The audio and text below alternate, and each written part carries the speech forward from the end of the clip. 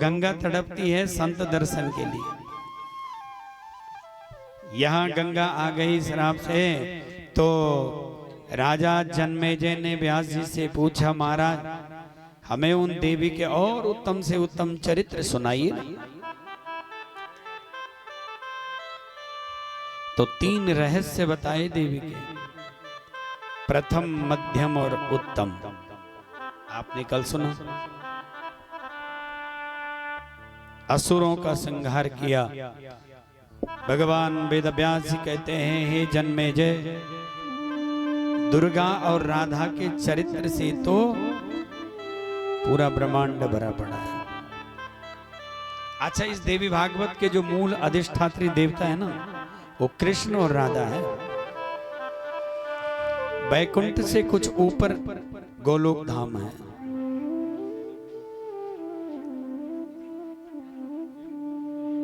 गोलोक धाम कहाँ है?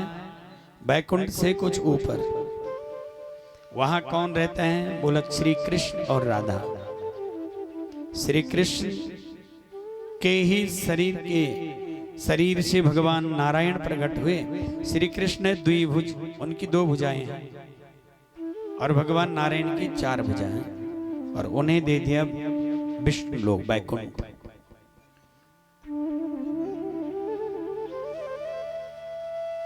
राधा और दुर्गा, दुर्गा है वो जो जग की जननी है, जिससे गणेश जी का प्राकट्य होता है।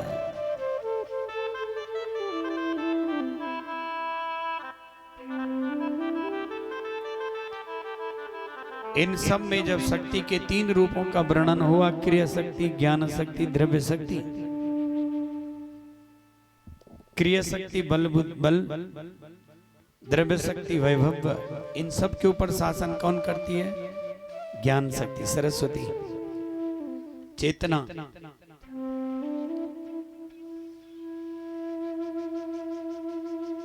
तो उस सरस्वती का चरित्र सुनाइए। सरस्वती तो ज्ञान की देवी है, उसका कैसे विवाद हो गया? किसकी प्रेरणा से हुआ? कोई भी काम हम अपनी मर्जी से नहीं करते हैं। आप लोगों को लगे कि ये जो इतनी सारी दिशा ध्यान इकट्ठी हुई, कि अपनी मर्जी से थोड़ी नहीं आई, ये उस दुगारी की प्रेरणा से हुआ सारा काम। अब ये अनुभव करने वाली बात है, कोई न माने तो बात अलग है। अपनी मर्जी से होता तो इतने सालों से क्यों नहीं हुआ? यहाँ पे जो भी आया, जिसकी जो सहभागिता बनी, वो उसकी प्रेरणा से हुआ। जब यज्ञ निष्कपट भाव से हो, जब यज्ञ श्रद्धा से हो। यज्ञ में 2 बात बहुत विशेष बताई है। यज्ञ में 2 चीज कभी नहीं होनी चाहिए, एक अर्थ और एक राजनीतिकरण। जहां जहां ये 2 चीजों की प्रधानता रही, वहां वहां यज्ञ में अनिष्ट ही हुआ है। इसलिए यज्ञ करते समय सावधान रहना चाहिए। अर्थ प्रदान के लिए यज्ञ नहीं करना चाहिए। यज्ञ में अर्थ की प्रधानता नहीं होनी चाहिए, और यज्ञ में राजनीतिकरण भी नहीं होना चाहिए। तो ज्ञान शक्ति की कथा सुनाओ ना।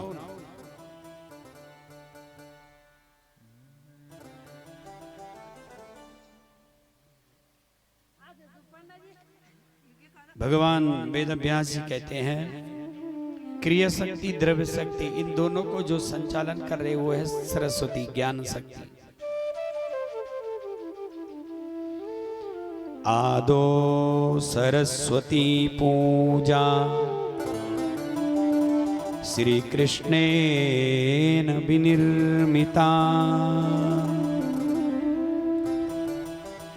यत् प्रसादान् मुनि श्रेष्ठ मूर्खो भवति पंडितः।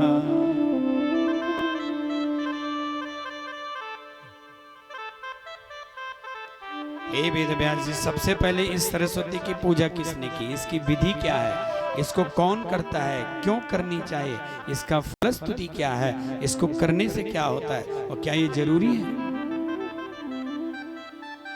अब जिसने सबसे पहले इसकी पूजा की उसकी कथा सुना दी व्यास जी ने। आदो सरस्वती पूजा श्री कृष्णेन विनिर्मिता यत् प्रसादान् मुनि श्रेष्ठ मूर्खो भवति पंडितः। सबसे पहले इस सरस्वती की पूजा कृष्ण ने की। कृष्ण को बहुत शौक है बांसुरी बजाने का। बहुत छोटे हैं, अभी चलना भी नहीं आता ढंग से, बांसुरी हाथ में ले ली। ये हमारे सौरभ भाई जी को भी बांसुरी का बड़ा शौक था और इनके आपको पता है इन्होंने कहीं प्रॉपर ऐसा नहीं सीखा।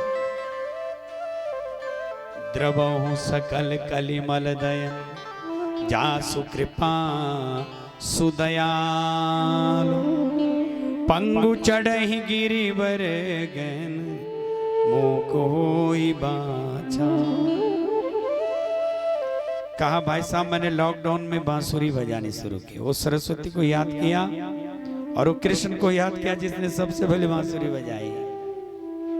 और क्या सुंदर मधुर बांसुरी बजाते हैं ना। आदो सरस्वती पूजा श्री कृष्णेन विनिर्मिता। कृष्ण ने बांसुरी उठाई, फूक मारना चाहते बजानी नहीं आती, तो सरस्वती को याद किया, ए सरस्वती मेरी बांसुरी में सुर भर दो ना। इसलिए हे राजन, जो इस सरस्वती की शरण हो जाता है, यत् प्रसादान मुनि श्रेष्ठ, श्रेष्ठ हो जाता है, मुनियों में भी श्रेष्ठ हो जाता है। मूर्खो भवति पंडिता, मूर्ख व्यक्ति भी पंडित बन जाता है, इसमें कोई संशय नहीं है।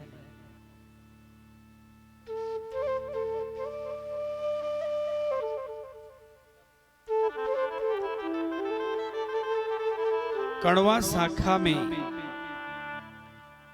कही गई इसकी विधि है, इस देवी की विधि।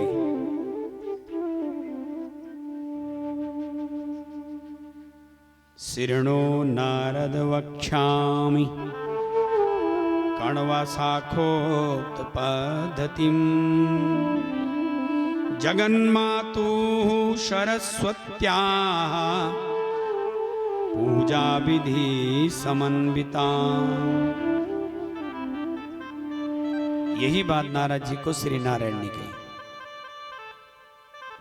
नारद जी ने कहा कुछ लोगों को महाराज आदत होती है बार बार भूल जाने की, बीमारी होती नहीं, याद ही नहीं रहता। भूलने की बीमारी सबको होती है नहीं। लोग बोलते हैं बादाम खाओ,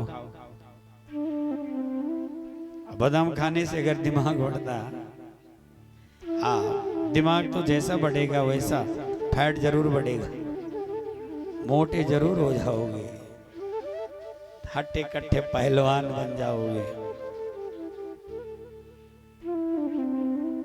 ये तो कृपा होती है उसकी, जिस पे हो गई सो हो गई। इस देवी के पाठ की विधि बताई, इसका मंत्र बताया। श्रीं ह्रीं सरस्वते स्वाहा। सुंदर देवी की धवल मूर्ति बनाई है, सफेद वस्त्र माता। ज्ञान का जो स्वरूप है वो सफेद है। कपड़े देखते ना मुख्य रूप से कुछ लोग लाल। हमारे यहाँ हमारे शास्त्र में एक बहुत विचित्र बात है, आपने कभी अनुभव किया हो, अगर चिंतन किया हो, हमारे जितने भी भगवान होते हैं उनके वस्त्र भी सबके अलग अलग, उनके रूप भी अलग अलग, और सबके पास एक एक यंत्र है जो बजता है। कभी किसी ने विचार किया तो हाथ उठा सकता है, उठाई जरा, किसी के दिमाग में आई बात क्यों ऐसा। कृष्ण के बांसुरी है, तो चक्र हाथ में है। शंकर जी के पास क्या है? डमरू। तो त्रिशूल हाथ में। ब्रह्मा जी के पास क्या है? हे भगवान, क्या ब्रह्मा जी? शंख। देवी के पास सभी है। कल कथा सुनी ना परसों कि देवी को अपने अपने आयुध सबने दे दिए। बांसुरी वाले ने बांसुरी भी दी, चक्र भी दी, डमरू वाले ने डमरू भी दिया, त्रिशूल भी दिया। ब्रह्मा जी ने कमंडलू भी दिया, तो शंख भी दिया। इंद्र ने वज्र भी दिया, अपना अपना रंग भी दिया।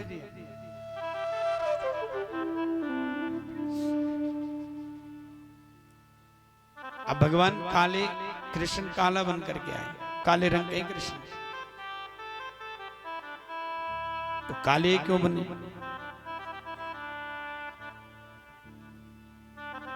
शंकर जी का स्वरूप कैसा है? कर्पूर गौरम करुणावतारम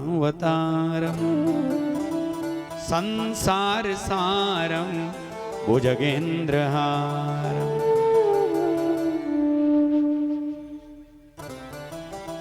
कपूर के समान, चांदी के समान साफ।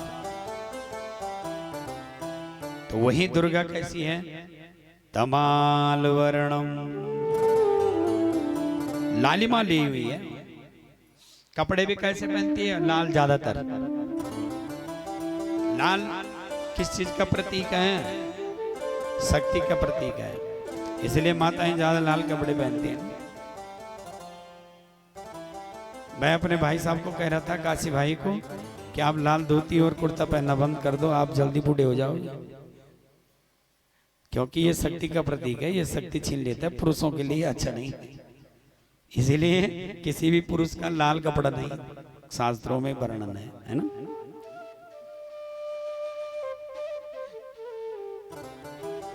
शक्ति का प्रतीक है। जो सिंह की सवारी करे वही उसको धारण कर सकता है। काला दुख का प्रतीक है।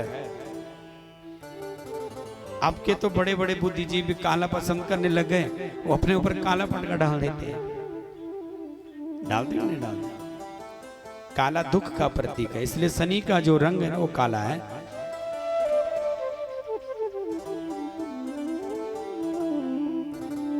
शनि किसका बेटा है? शनि सूर्य का बेटा है। सूर्य क्या है? समय है।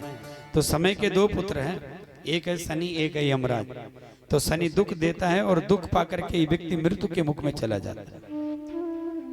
विचारणीय बात है कि सूर्य के ही पुत्र क्यों हुए ये दो? एक दुख दे रहा है, एक मृत्यु दे रहा है। सूर्य है समय, समय के दो पुत्र हैं, एक दुख देता है संसार में, दूसरा मृत्यु को उसको प्राप्त करवा देता है। भगवान के पीले वस्त्र हैं, पीला पॉजिटिव, हमेशा सकारात्मक ऊर्जा जिसमें बनी हुई है। आप सड़कों पे चलते हैं ना, जहां भी देखो लाल और पीले रंग का इस्तेमाल होता है। होता कि नहीं होता? गौर करना अपने अपनी दिशाओं में जब जाओगे, कल अपने अपनी गाड़ियों में जब बैठोगे ना, तब देखना जितने भी साइन बोर्ड लगे हैं पीले और लाल रंग के होंगे।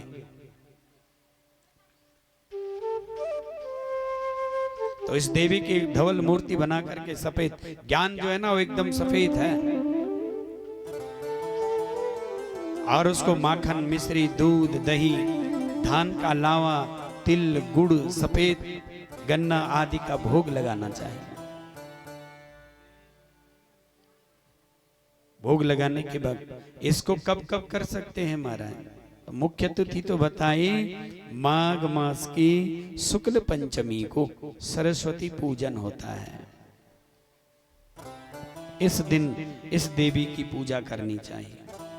और ये जो मंत्र अभी अभी आपने सुना, श्रीं ह्रीं सरस्वती स्वाहा, इसका 4 लाख जप करना चाहिए। ऐसा जो व्यक्ति करता है वो साक्षात बृहस्पति के समान हो जाता है। हे राजन, ये सबसे पहले मैंने भृगु को दिया था। किसने? बोला मेरे द्वारा ब्रह्मा ने इसको प्राप्त किया, ब्रह्मा के द्वारा भृगु ने प्राप्त किया। वीर गुरुआ। भृगु जी ने कहा, ब्रह्मन ब्रह्म विदाम श्रेष्ठ, ब्रह्म ज्ञान विशारद, सर्वज्ञ सर्वजनक, सर्वेश सर्वपूजित। सरस्वत्याश्च कवचम ब्रूहि, विश्वाजयं प्रभो,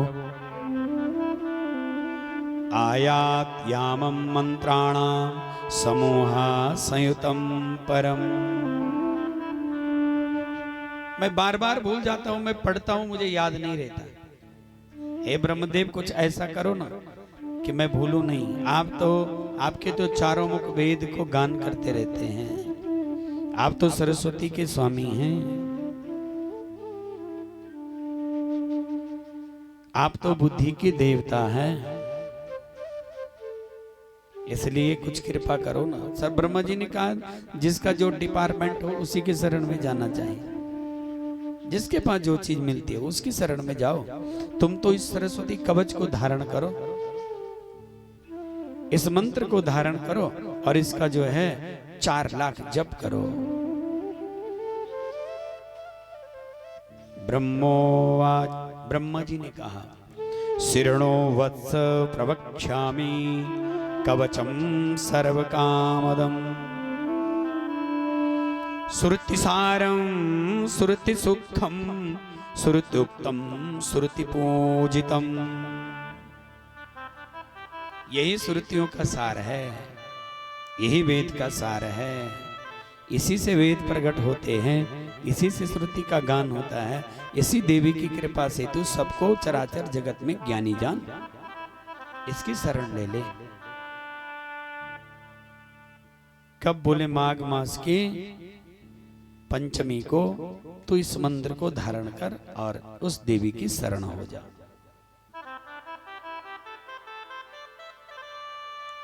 एम हृलिम वागवादिन्ने स्वाहा, नासं मे सर्वदावत, हिरलिम विद्याधिष्ठात्री देवे स्वाहा चोष्टम सदा वसु।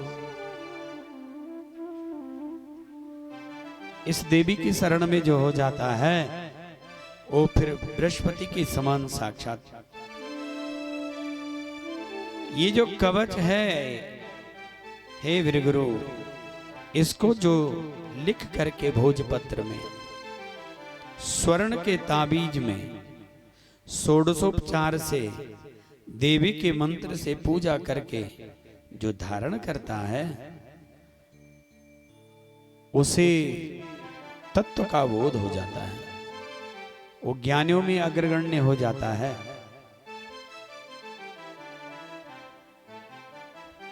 तो क्रिया शक्ति भी हो, द्रव्य शक्ति भी हो और ज्ञान न हो तो फिर बेकार है। बहुत बल है शरीर में, ज्ञान नहीं है, बल मालूम ही नहीं कि बल कहाँ लगाना है, फिर उसका भी सदुपयोग कौन करता है? देखो, इसको ऐसा समझ सकते हैं कि संसार में क्या होता है, बहुत बली है, खली बली है और बुद्धि नहीं है, तो किसी के साथ काम कर रहा है, जैसे वो बोलता है वो वैसे ही करता है। आपने देखा होगा इस संसार में एक चीज और है, बताओ सबसे कठिन काम क्या है? ए दिशा ध्यानियों, लगाओ जरा दिमाग, सबसे कठिन काम क्या है संसार में?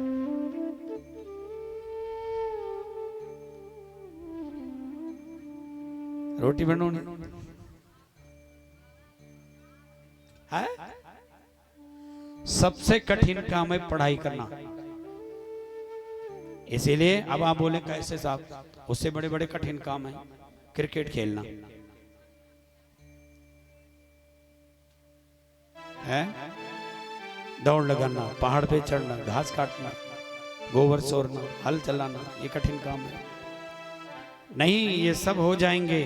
पढ़ाई सबसे कठिन काम है। अगर वो कठिन नहीं होती तो सब पढ़े लिखे होते हैं। इसलिए सब पढ़ नहीं पाते क्योंकि वो बहुत कठिन है। और पढ़ाई एक ऐसी चीज है, विद्या जिसके पास हो तो बोलो मां की तरह पालन करती है। देश विदेश आप कहीं भी जाओ, जिसके पास ज्ञान है, विद्या है, वो चाहे निर्बली क्यों नहीं। अष्टावक्र जी 8 जगह से टेढ़े मेढ़े हैं, लेकिन जब शास्त्रार्थ किया तो सारे के सारे चुप हो गए, मौन हो गए। इसलिए बुद्धि श्रेष्ठ होती है, ज्ञान श्रेष्ठ है। और वो ऐसे नहीं आता। अगर कुछ लोग तो कुदरती हो जाते हैं, पर उन पे सरस्वती की कृपा है। बिना सरस्वती के शरण में गए हुए ज्ञान प्राप्त नहीं होता। जब उसमें आपने कथा सुनी पहले सत्यव्रत की, और कैसे कृपा, कालिदास की कथा सभी जो जानते हैं, सुनी है, पुरानी माताओं ने भी सुनी है। एकदम मूर्ख था, पत्नी ने ऊंट दिखाया, कहा ऊट ऊंट भी नहीं बोल पाए। एक लात बड़ी काली माता के ऊपर गिरा, ज्ञान दे दिया मां ने। या देवी सर्वभूतेषु विद्यारूपेण संस्थिता, नमस्तस्ये नमस्तस्ये नमस्तस्ये नमो नमः। विद्या के रूप में जो सारे जगत में सबको चराचर आच्छादित करती हुई है, समाई हुई है, सबको, ब्रह्मा विष्णु महेश भी जिसकी कृपा से ज्ञान पा रहे हैं। अभी थोड़ी देर पहले आपने सुना ना, इस ग्रंथ के, इस पुराण के जो मूल अधिष्ठात्री देवता है वो श्री राधा जी और कृष्ण जी हैं।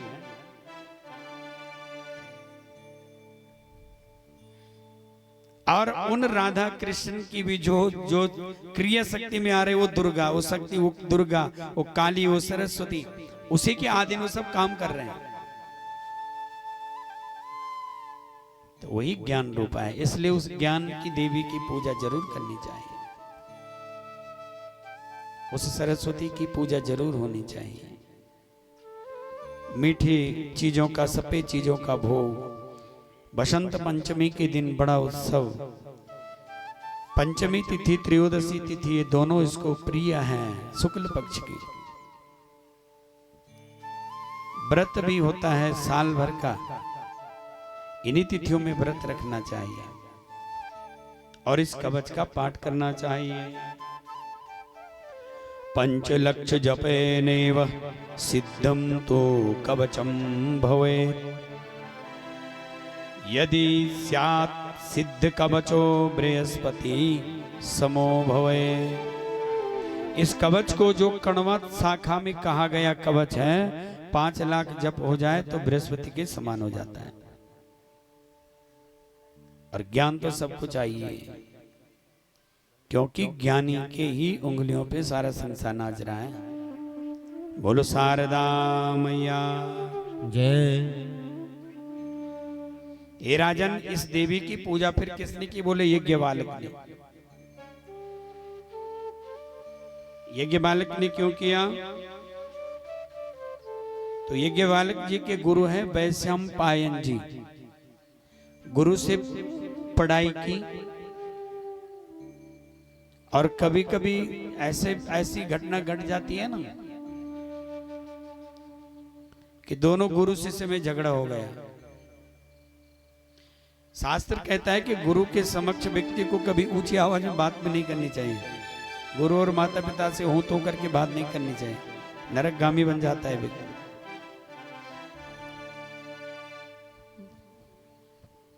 वैशंपायन जी से यज्ञ बालक का हूं तो में हो गए बात विवाद। तो वैशंपायन जी ने श्राप दे दिया, जो तूने मुझसे वेद पढ़ा है ना, इसको तो उगल दे। और गुरु के श्राप से उसको उल्टी हो गई, अन्न के रूप में वो वेद बाहर आ गया। अब उस वेद को कैसे संभाले? तो और शिष्यों को आदेश दिया और उन्होंने तीतर बन करके उस अन्न को ग्रहण कर लिया।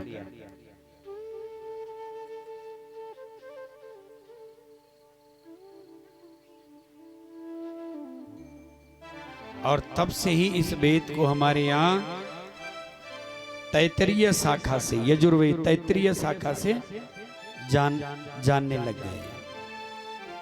ये यज्ञ बालक जी ने भगवान सूर्य को फिर से मनाया। आदिदेव नमस्तुभ्यं प्रसीद मम भास्कर,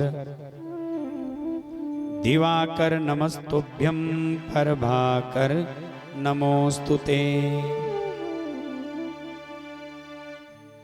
बहुत सूर्य की आराधना की, सूर्य द्वारा वेद को फिर से ग्रहण किया। सूर्य के द्वारा जब वेद को ग्रहण किया, लेकिन ये भूल जाते हैं, पढ़ते और भूल जाते हैं, पढ़ते और भूल जाते हैं।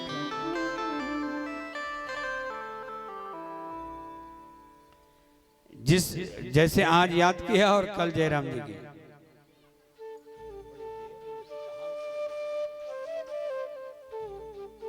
हमारे ब्रजेश भाई आज बड़े दिनों बाद देखे, बीच में गुम हो गए थे कहीं।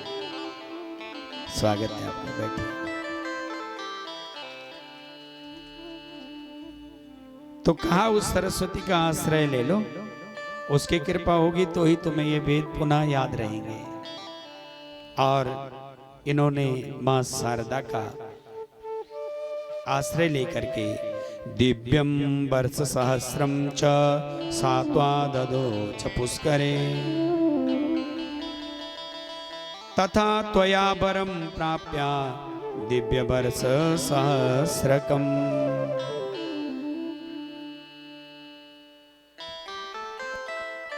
बहुत समय तक तप किया और उस तप के फलस्वरूप सरस्वती की कृपा प्राप्त हो गई।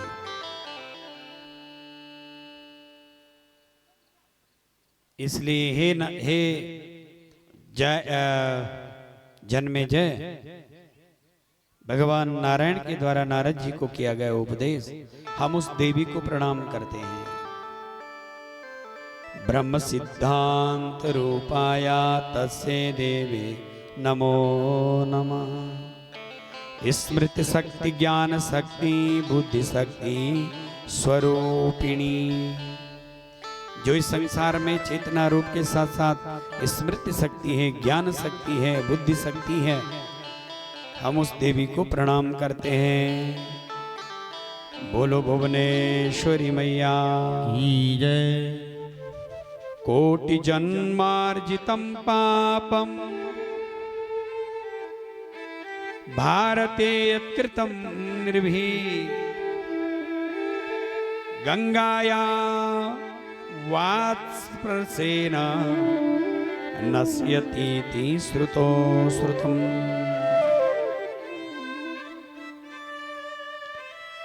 हम सब लोग बड़भागी, बड़े किस्मत वाले हैं, हमारा जन्म भारत में हुआ।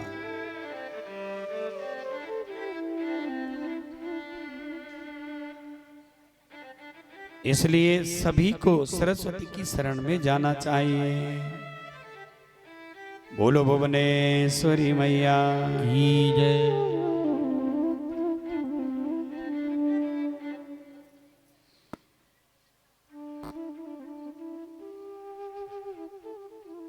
या देवी सर्वभूतेषु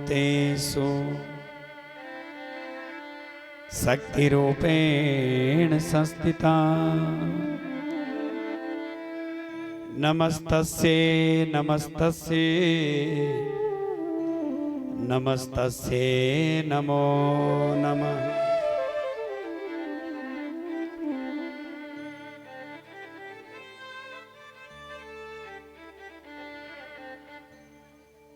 बोलो सरस्वती मैया की जय। सरस्वती मैया की जय। कुशध्वजस्य पत्नी चा देवी मालावती सती सा सुसस्वा च कालेन कमलांसं सुतां सतीं। हे राजन, मैं तुम्हें उस दिव्य चरित्र को सुनाता हूं। किसके? कृष्ण और राधा का। ये कृष्ण और राधा कौन है? बोले गोलोक में रहते हैं।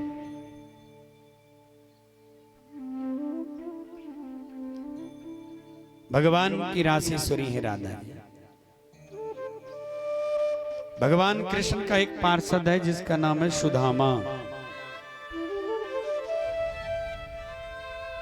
एक दिन राधा जी ने कृष्ण से गुस्सा किया। सुदामा जी से बात सहन नहीं हुई। सुदामा जी ने राधा को रोक लिया, राधा ने श्राप दे दिया।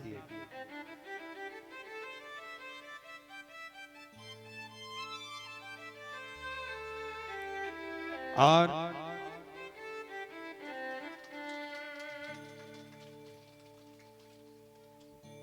धरती पे आना पड़ा।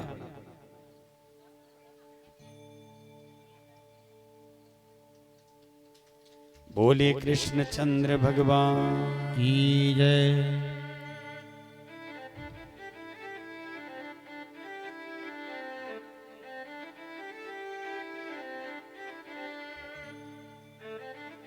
तो राजा जन्मेजय ने कहा कि मैंने सुना है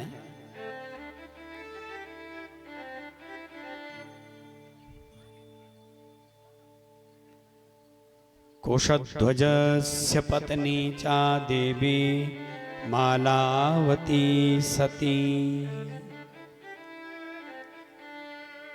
प्रभु कृष्ण के चरित्र से पहले तो राम जी का चरित्र आया है, इसलिए मुझे संक्षिप्त में सीताराम जी के चरित्र को सुना दीजिए ना।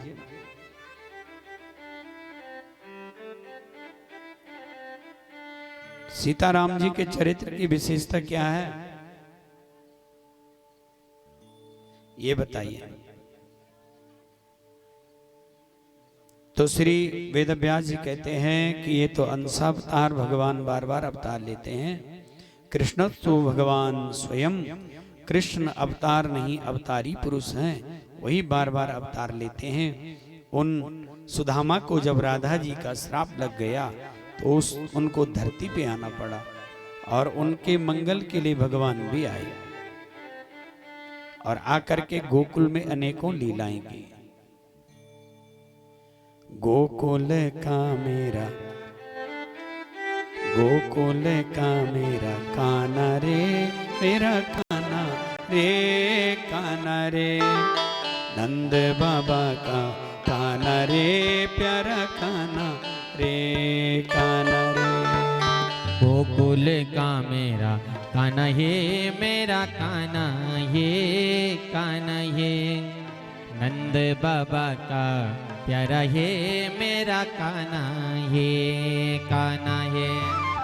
गोकुल का मेरा काना रे, मेरा काना रे, नंद बाबा को प्यारो रे, मेरो काना हे। अरे गोकुल का मेरा काना हे, मेरा काना हे, नंद बाबा का प्यारा हे, मेरा काना हे। नंद बाबा को काना रे, मेरो काना रे, गोकुल का मेरा काना है, प्यारा काना है, अरे नंद बाबा का प्यारा है, मेरा काना है, गोकुल का मेरा काना है, मेरा काना है। दोनों हाथ उठा करके ताली बजाते हुए भाव से, प्रेम से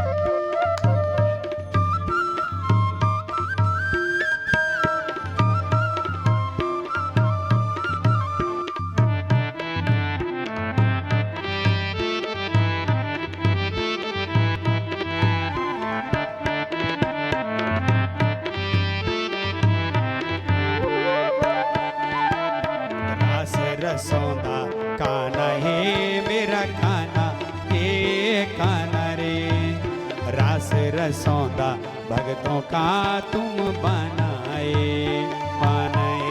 हरे राशि रचौंदा कान्हा ये तुम कान्हा ये कान्हा ये राशि रचौंदा भक्तों का तुम बनाए कान्हा ये मेरा कान्हा ये कान्हा ये मेरा कान्हा ये कान्हा ये मेरा कान्हा ये कान्हा ये मेरा कान्हा ये कान्हा ये गोकुल का मेरा कान्हा रे, मेरा कान्हा हो कान्हा रे।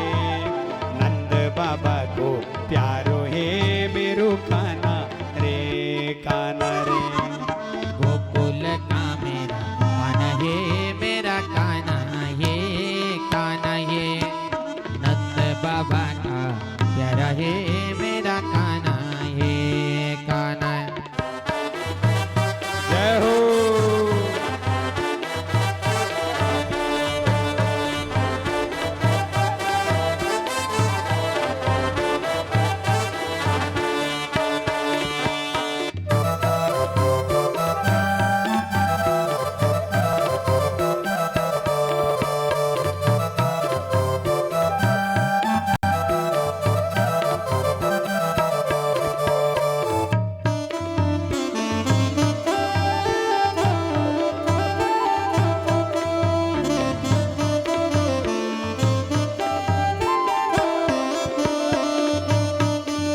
हे वृंदावन मरांदा हे तुम कान्हा रे कान्हा रे। दूध दही की मौज मारंदा कान्हा ये कान्हा। अरे वृंदावन मरेंदा ये तुम कान्हा ये कान्हा ये दूध दही की मटकी फोड़ी दा कान्हा ये कान्हा ये मेरा कान्हा ये कान्हा ये मेरा कान्हा ये कान्हा ये मेरा कान्हा ये कान्हा ये मेरा कान्हा ये कान्हा ये हाँ गोकुल का मेरा कान्हा रे मेरा कान्हा हे कान्हा रे। नंद बाबा को प्यारो है मेरो कान्हा हे कान्हा हे। हरे गोकुल का मेरा कान्हा ये मेरा कान्हा ये कान्हा ये नंद बाबा का प्यारा है मेरा कान्हा ये कान्हा ये।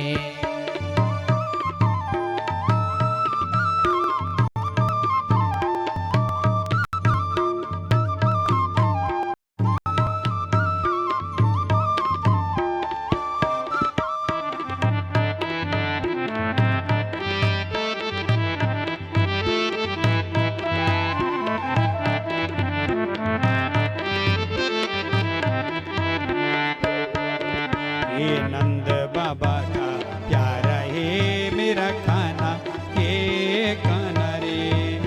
यशोदा माता दुलारा प्यारा कान्हा ये कान्हा है।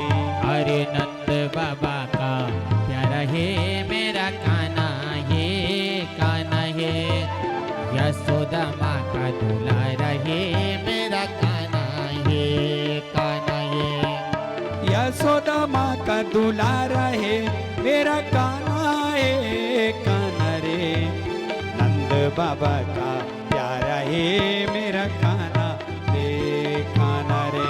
मेरा कान्हा है कान्हा है मेरा कान्हा है कान्हा है मेरा कान्हा है कान्हा है मेरा कान्हा है कान्हा है गोकुल का मेरा कान्हा है मेरा कान्हा है कान्हा है नंद बाबा का प्यारा है मेरा कान्हा ये कान्हा ये गोकुल का मेरा कान्हा है मेरा कान्हा है कान्हा है नंद बाबा का प्यारा है मेरा कान्हा है कान्हा है। अरे गोकुल का मेरा कान्हा है मेरा कान्हा है कान्हा है नंद बाबा का प्यारा है मेरा कान्हा है कान्हा है।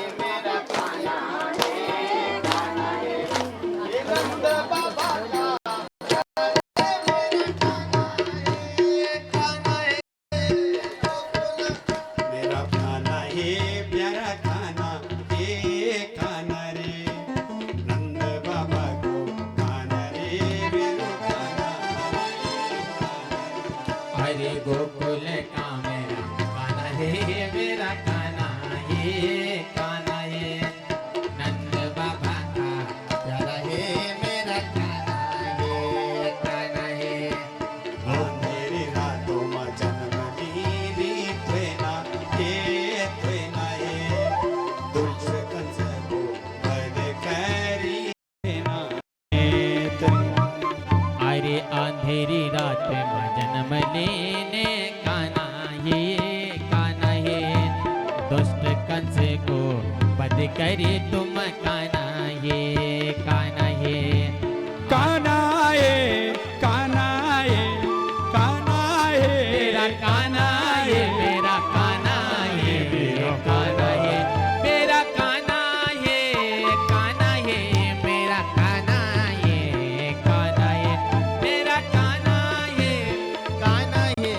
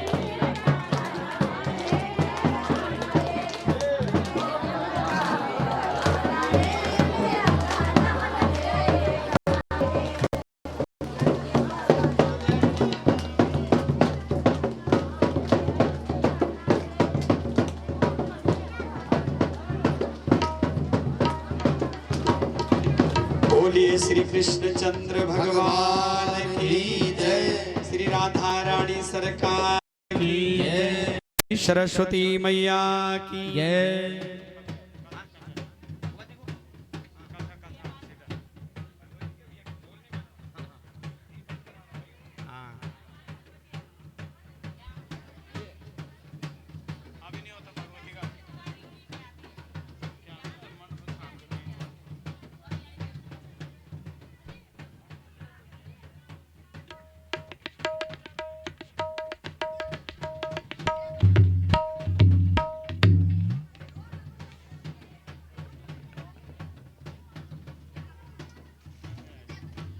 ढोल को तिलक कर दो और बिठा दो, शांत कर दो।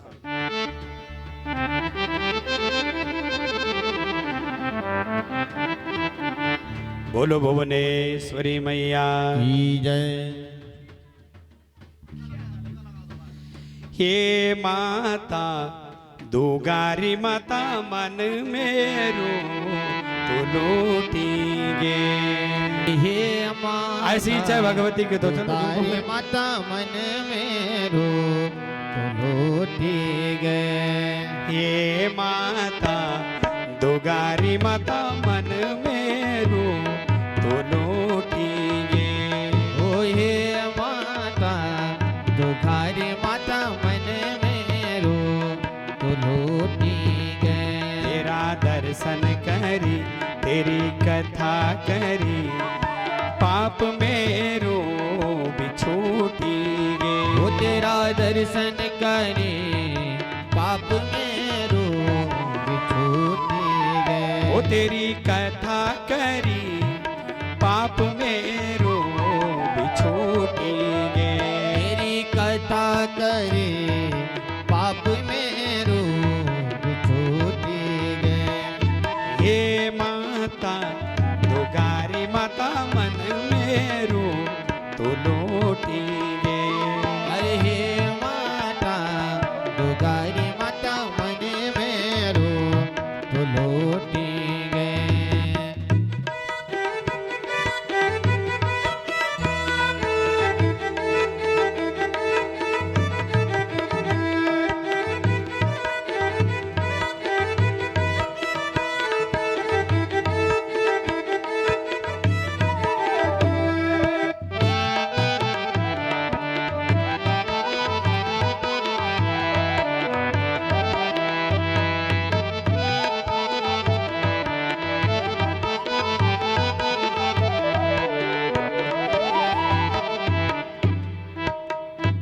तेरी चांदी की डोली गला सोना जंजीर। तेरी चांद की जंजीर गला सोना की जंजीर। तेरी चांदी की डोली गला सोना की जंजीर। तेरी चांद की जंजीर गला सोना को जंजीर। ऊंचा ऊंचा डांडो में तेरो प्यारो मंदिर। डांडा मातेरो प्यारो मंदिर। ऊंचा ऊंचा डांडो में तेरो प्यारो मंदिर। डांडा मातेरो प्यारो मंदिर। तेरा मंदिर देख मन भर में गे। तेरा मंदिर देख मन भर में गे। हे माता दुगारी माता मन मेरो तो लौटेंगे। ओ हे माता दुगारी माता मन मेरो लूटी गए। हे माता दुगारी माता मन मेरो तो लौटेंगे। ओ हे माता दुगारी माता मन मेरो लूटी गए।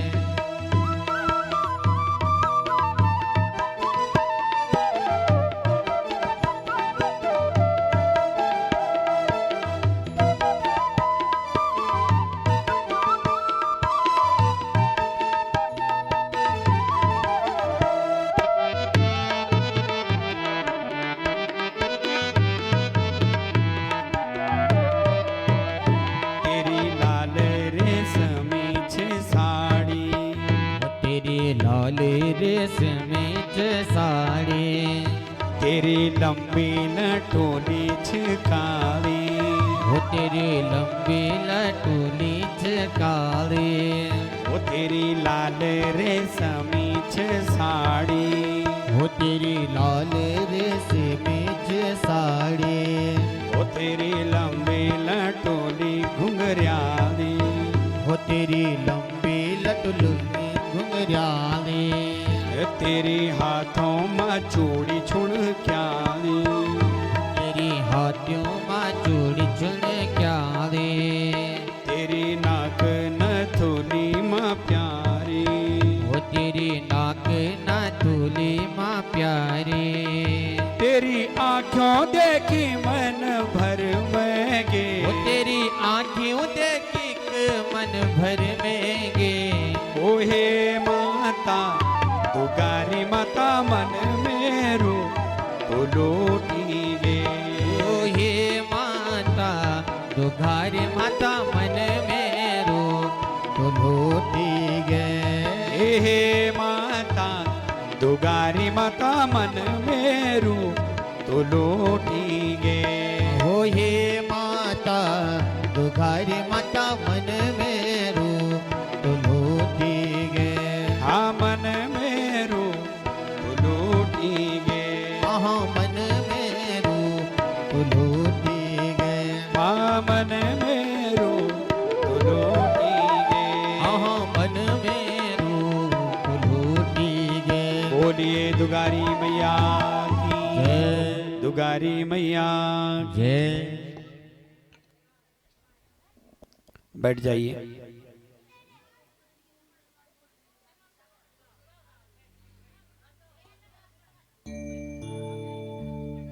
कुशध्वजस्य पत्नी च देवी मालवती सती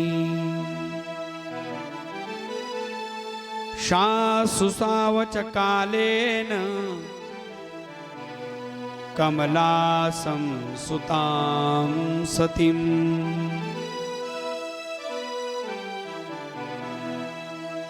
हे राजन, कुशध्वज नाम के एक राजा हैं और उनकी धर्मपत्नी मालवती। इन दोनों की एक बेटी हुई जिसका नाम था वेदवती।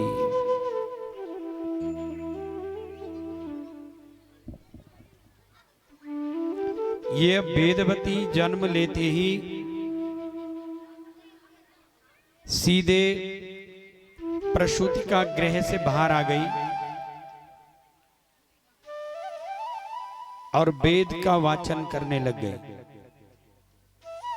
भगवती को मंडप में स्थान दे दो, बिठा दो ना, यहां मंडप में स्थान देके आसन लगाओ, बिठा दो।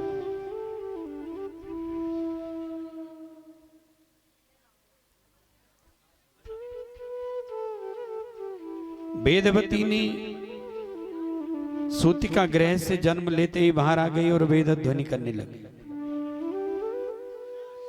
इसको वेदों का बोध है, इसलिए ये नारायण को वर्ण करना चाहती है।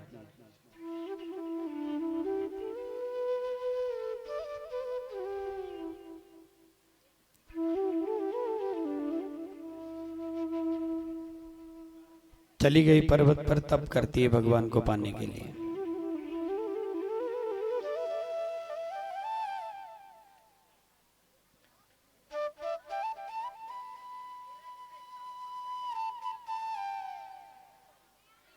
भगवान की स्तुति की ध्यान करती है, साधना करती है, तप करती है। आकाशवाणी के द्वारा परमात्मा ने कहा,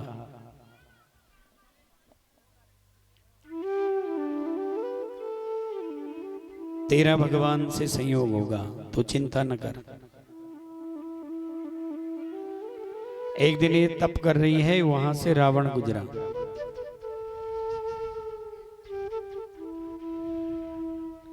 इस वेदवती को देखा, जबरन इसको छुआ, इसने रावण को श्राप दे दिया, हे रावण, मैं तेरे विनाश का कारण बनूंगी। रावण की शक्ति को स्तवन कर दिया अपने तप के बल से।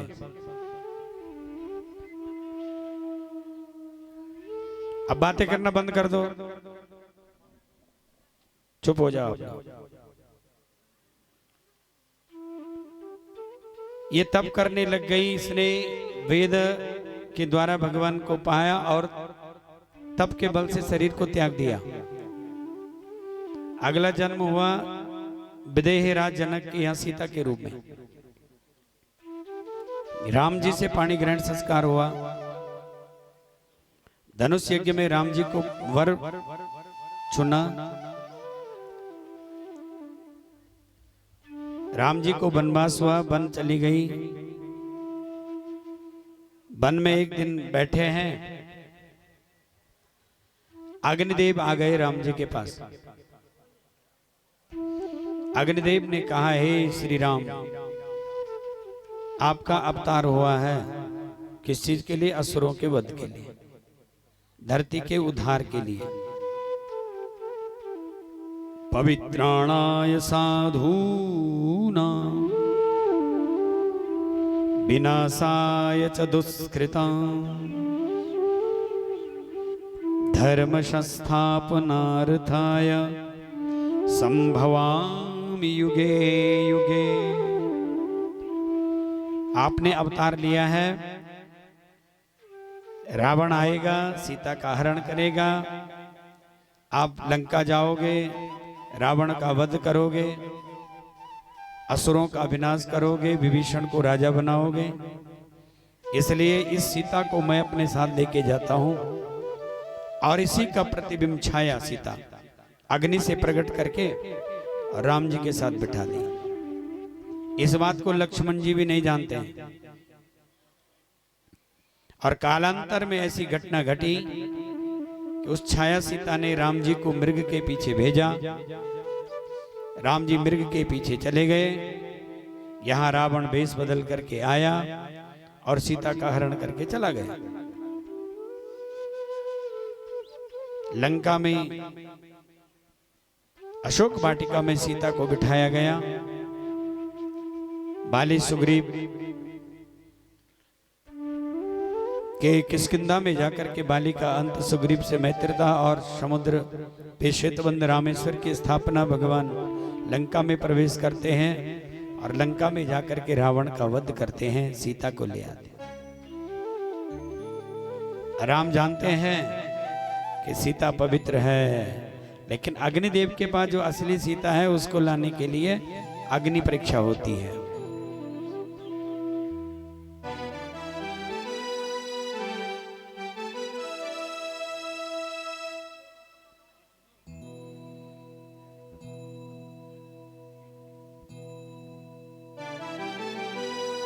अग्नि परीक्षा हुई। सीता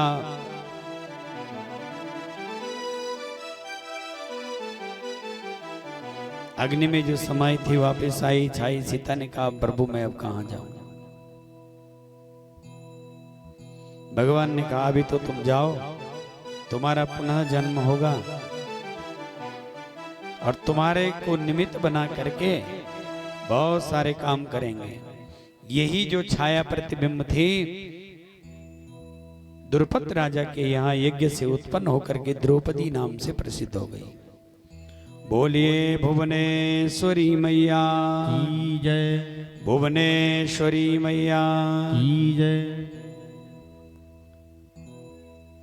इसी वेदवती ने भगवान से कहा मैंने तो आपको वर के रूप में प्राप्त करने के लिए तप किया है,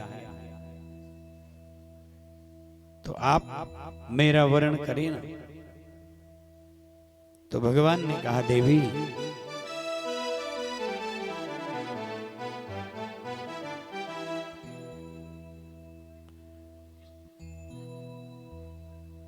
मेरा ही एक स्वरूप है शंखचूड़ अंशावतार श्री कृष्ण का। तुम तुलसी नाम से प्रसिद्ध होगी, शंखचूड़ के साथ तुम्हारा विवाह होगा।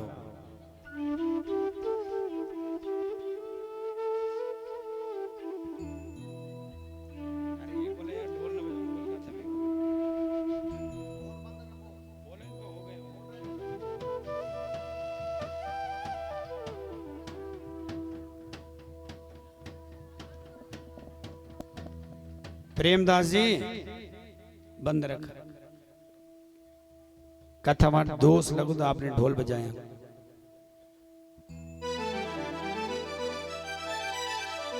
हर एक चीज की अपनी मर्यादा ना।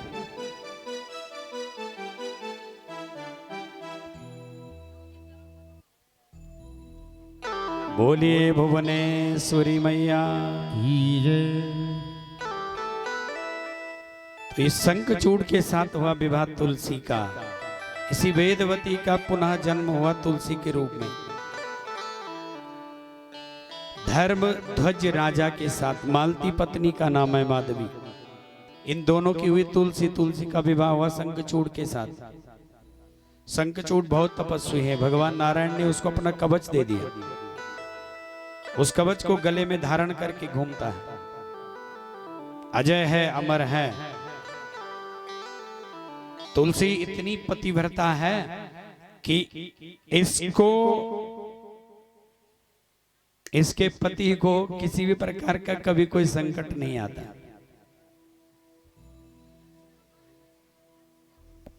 शंखचूड़ ने देवताओं को परेशान करना कर दिया शुरू आरंभ। शंकर जी के साथ हो गए युद्ध, नहीं मर पा रहा है तो भगवान से की परामर्श। भगवान ने कहा ऐसा नहीं मरेगा, जब तक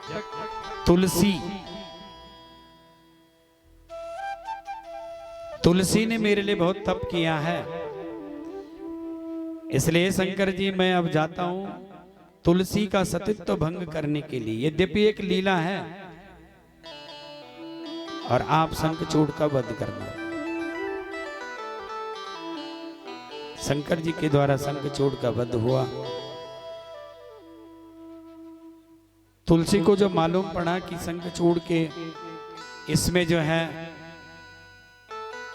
कोई बहरूपिया है, जान गई, तो कहा कौन है, प्रकट हो जाओ। भगवान अपने चतुर्भुज रूप में प्रकट हो गए।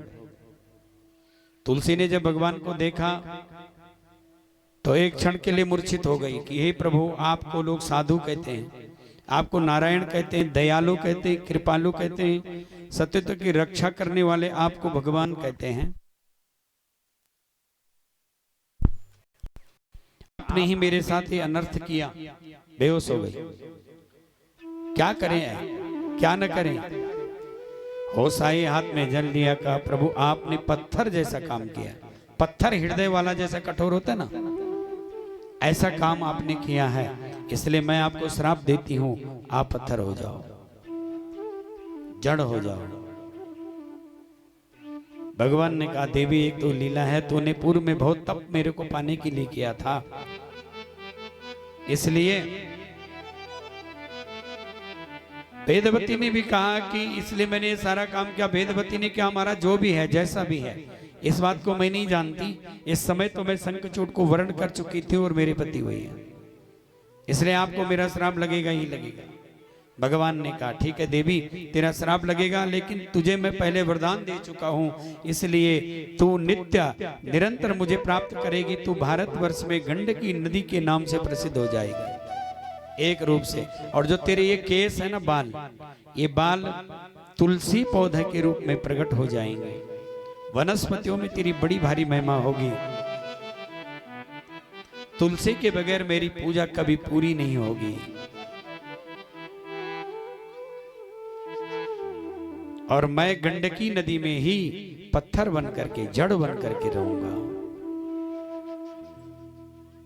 इसी नदी में जो अनेक प्रकार के कीट होंगे वो मेरे शरीर में घाव बनाएंगे, शंख चक्र का। और धरती में तब से भगवान शालिग्राम रूप से पूजे जाने लगे। बोलिए श्री कृष्ण चंद्र भगवान की जय। श्री कृष्ण चंद्र भगवान की जय।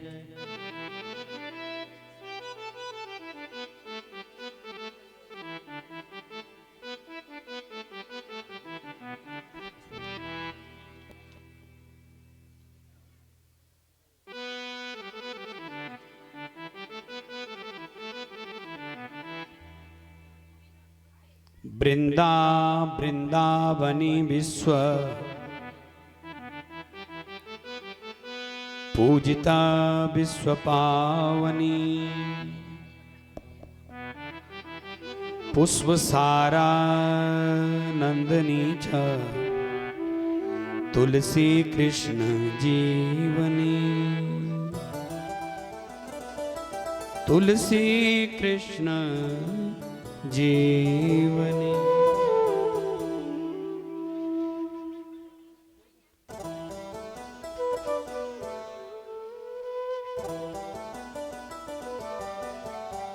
इसलिए आज से तो तुलसी बन करके रहेगी। कहां रहेगी? गोलोक धाम में।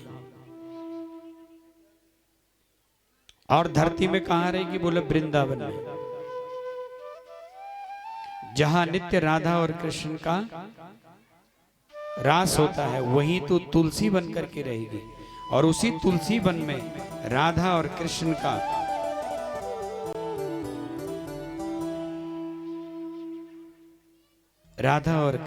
जहां नित्य संयोग है, तेरा भी वहां, तू भी सदा सदैव सर्वत्र वहां उपस्थित रहेगी। ऐसा तुलसी को वरदान दिया। और भगवान ने साथ में ये कहा कि जो मेरी पूजा बगैर तुलसी की करेगा वो मुझे स्वीकार नहीं होगी, वो मुझे स्वीकार्य नहीं है। पूर्णिमाया ममायाम च द्वादशायाम रवि शंकर तैलाभ्यां च कृत्वा च मध्याह्ने निशि संध्यायो। हे तुलसी, जो तुझे पूर्णमासी, संक्रांति को और द्वादशी को तोड़ेगा उसे पाप लगेगा। दोनों संध्या के समय रात्रि में बिना नहाए हुए, रात के पहने हुए वस्त्रों में और शरीर में तेल लगाने के बाद तुलसी को नहीं तोड़ना चाहिए। भगवान ने कहा जो ऐसा करेगा उसे पाप लगेगा। असोचे शुचिकाले ये रात्रि वा सोन्विता नर। कुल में असोच लग जाए तो भी नहीं तोड़ना चाहिए। सूतक पातक में रात्रि में भी तुलसी नहीं तोड़नी है। तुलसीम ये विचिन्वन्ति ते छिदन्ति हरे सिरा। जो ऐसा करता है मानो उसने तो हत्या कर ली है। इसलिए पूर्णमासी, संक्रांति, द्वादशी और रात्रि में शौच अशौच में तुलसी नहीं तोड़नी चाहिए। और अपने लिए कहा मैं शालिक राम के रूप में रहूंगा और तू सदा मेरे साथ रहेगी। शालिक राम भी कौन सा शालिक राम सबसे उत्तम है? एक द्वारम चतुश्चक्रम वनमाला विभूषितम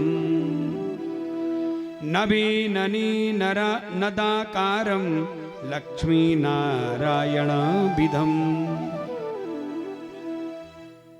जिसमें एक द्वार का चिन्ह तथा 4 चक्रों के चिन्ह होंगे, वो स्वयं लक्ष्मी नारायण का ही समझो। ऐसा शालिग्राम घर में सबसे शुभ फल को देने वाला होगा। और भगवान ने इस देवी को ये प्रदान दे करके तुलसी को नित्य सदैव सदा के लिए अपने आप में समाहित कर लिया।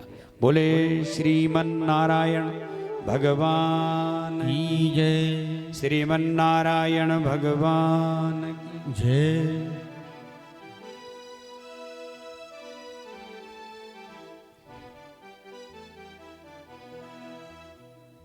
उवाच सा च राजानं प्रसन्ना सस्मिता सती यथा माता स्वपुत्रं च द्योतयन्ती दिशा दिशाः।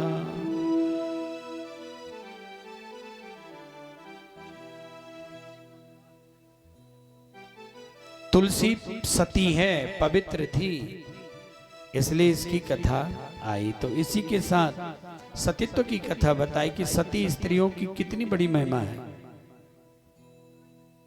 उन्हें तुम जो सती स्त्रियां हैं, सती मने जो संयमी है, नियमी है, सदाचारी है, उनसे तो भगवान भी डरते हैं, भगवान भी भयभीत रहते हैं। उनमें इतने सामर्थ्य है कि भगवान को भी पत्थर बना सकती है। और इसी में सुना दिया सावित्री का आख्यान। हे राजन, ये सावित्री ऐसी है कि जो अपने पति के लिए धर्मराज जी से भिड़ गए और धर्मराज जी से सीधे चली गई कहां? मृतलोक से, और चली गई कहां? यमलोक में। जब धर्मराज जी इसके पति के प्राण हर के ले जा रहे हैं, अंगुष्ठ मात्र प्राण, तो पीछे पीछे गई। धर्मराज जी ने कहा मनुष्य सशरीर यहां नहीं आ सकता। बोला मैं तो वापस जाने से रही। और अंततः गत तो भगवान धर्मराज ने इसके पति के शरीर को पुनः जीवित कर दिया। ऐसी सतीत्व की कथा भगवान ने वेदव्यास जी ने जन्मेजय को सुनाई। इसलिए नारी निंदा ना करो, नारी नरों की खान, नारी से पैदा हुए ध्रुव प्रहलाद समान।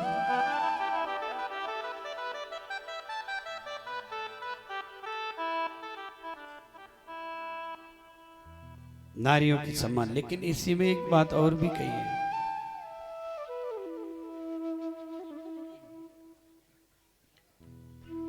नारी से बड़े बड़ों के घर भी उजड़े।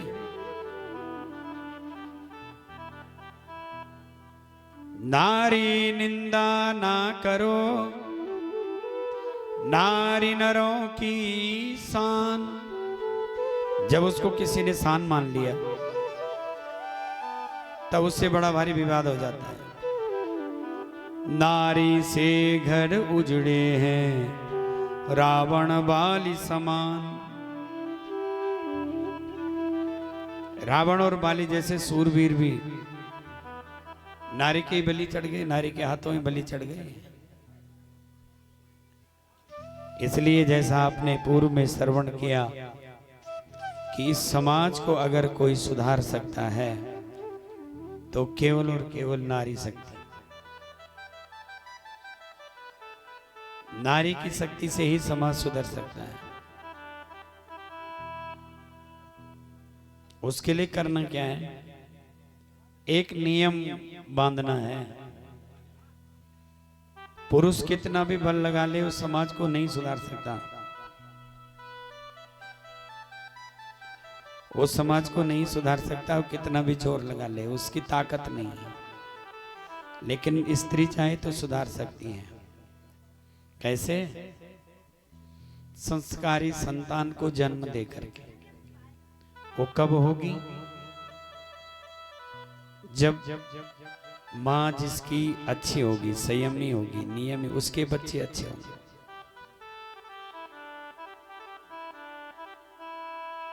हे राजन, जब माँ गर्भ को धारण करे और उससे मालूम पड़े कि मेरे गर्भ में कोई अंश आया है तो वो एकदम नियम बना ले, अच्छा अच्छा भोजन करें, भगवान का भजन करें, सत्य का आचरण करें, सत्य बोले। घरों में ऐसे सीनरी न लगाएं कि जो उठपटाक सी। राम और कृष्ण की मूर्ति को लगाएं, गीता और रामायण का पाठ करें। आज ये बड़ी भारी विडंबना हो गई है कि कोई भी माँ अपने बच्चे को प्राकृतिक मार्ग में या प्राकृतिक विधा से संसार में आने नहीं देती। और जब बच्चा हो तो उसे दूध जरूर पिलाएं।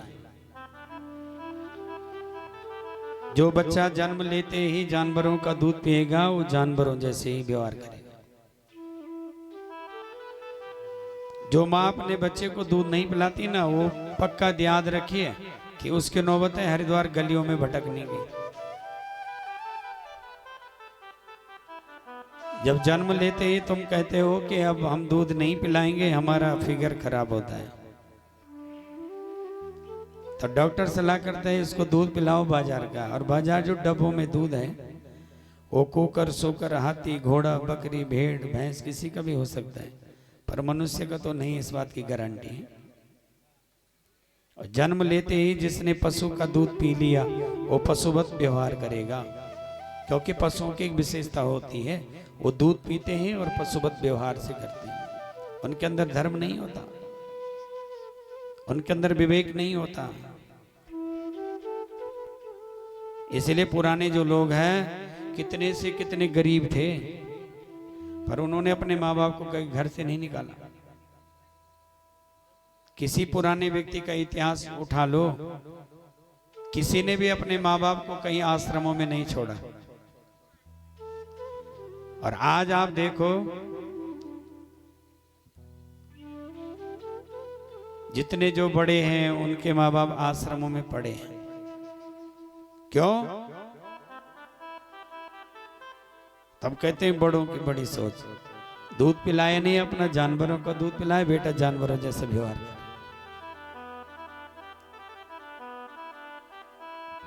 गर्भ अवस्था में ही संस्कार आ जाते हैं। आप कहेंगे कैसे? कोई उदाहरण तो वहां है। अभिमन्यु ने गर्भ अवस्था में चक्रव्यूह का भेदन करना सीख लिया। आप कहेंगे ये तो कई सुनी बातें हैं। बहुत ध्यान से सुनो इन बातों को, गांठ बांध लो, अपनी बेटियों को इन बातों को बता दो। आप कहेंगे ये तो कई सुनी बातें, पुरानी बातें, इनमें क्या सत्यता है? तो एक नई बात को आपको बताता हूं। किसी छोटे बच्चे के पास जिसकी उम्र अभी साल भर की, अरे सुनो आगे देख, सुनो पहले, एक छोटे बच्चे साल भर के बच्चे को एक एंड्रॉइड फोन दे दो, उसके सारे प्रोग्राम समझ लेते हैं। तुम में से कितने लोग हैं जो स्मार्टफोन के सारे प्रोग्राम समझते हैं? हाथ खड़ा करो जरा। ये जो फोन, ये जो मोबाइल आप देख रहे हैं जगह जगह जो लगा रखे, रिकॉर्डिंग कर रहे हैं, इनका फंक्शन सबको समझ में आता है। लेकिन एक छोटे बच्चे को दे दो आप, साल भर का, 2 साल का, वो 1 मिनट में इसके फंक्शन खोल देता है। कहां सीखा उसने? बताओ कहां सीखा? जब तुम गर्भवती थी और डॉक्टर ने कहा घर में बैठे रहो, काम धंधा मत करो, टीवी देखो, उसमें सलमान खान, आमिर खान की फोटो लगाओ, उसको देखो, सास बहू का सीरियल देखो, मोबाइल चलाओ, व्हाट्सएप में चैट करो, वो सब कुछ सीख रहा है, वो सब कुछ देख रहा है, उसने वहीं परफेक्ट हो गया। आप कहीं एक और उदाहरण, आप लोग अभी कोई चंडीगढ़, कोई दिल्ली, कोई हरियाणा, कोई उत्तरकाशी, कोई चिन्हलीचोट, कोई ब्रह्मखाल, कोई भड़कोट, जगह जगह बाजारों में रहते हैं, घर का माहौल से दूर, कोई इस बच्चा स्कूल से घर, घर से स्कूल, कोई गाली नहीं, गलौज नहीं, कुछ नहीं, लेकिन एक दिन वो एक ऐसी गाली दे देता है तो सुन करके हैरान रह जाते हैं। कहां सीखी उसने? हो कहां सीखी? इसी पेट में। जिसकी माँ गाली देती है उसका बच्चा गाली जरूर देगा। वो संस्कार कहां से आया? बोले पेट से आया। इसलिए जो माँ धर्माचरण करती है उसका बालक धर्मी हो जाता है, धर्मात्मा हो जाता है। पुराणों में तो ये भी कहा है कि पेट में कैसा बच्चा आया, कहां से आया है, असुर आया है कि सुर की देवता की भूत, उसका भी लक्षण मां के चरित्र से मालूम पड़ जाता है। इसलिए जननी के पास शक्ति है, वो इस प्रकृति को शुद्ध वैदिक और सनातनी बना सकती है। जो अपने बच्चे को दूध पिलाएगी, राम और कृष्ण की कथा सुनाएगी, उसका बालक कभी भी अपनी मां को नहीं छोड़ेगा, कभी भी अपनी मां को नहीं त्यागेगा। बोले कृष्णचंद्र भगवान की जय।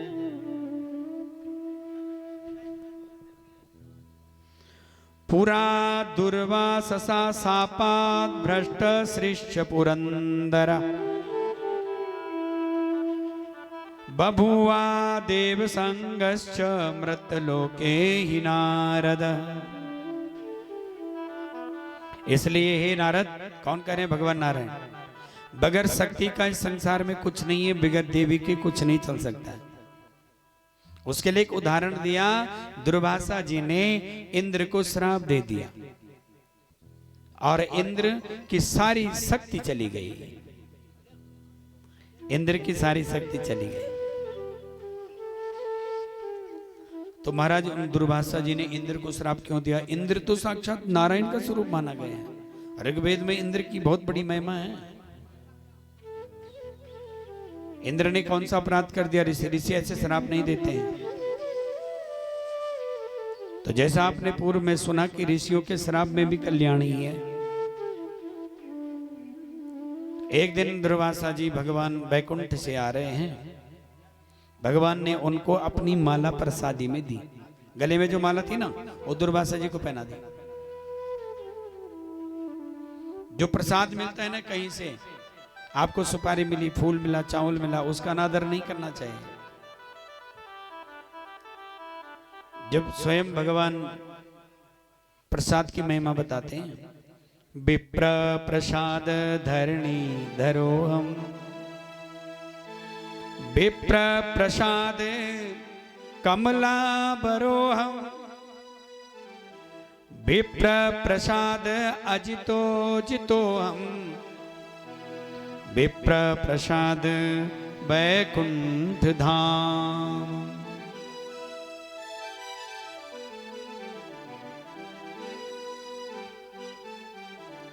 ये जो वैकुंठ का आप मुझे स्वामी जानते हो ना, ये ब्राह्मणों का ही प्रसाद है।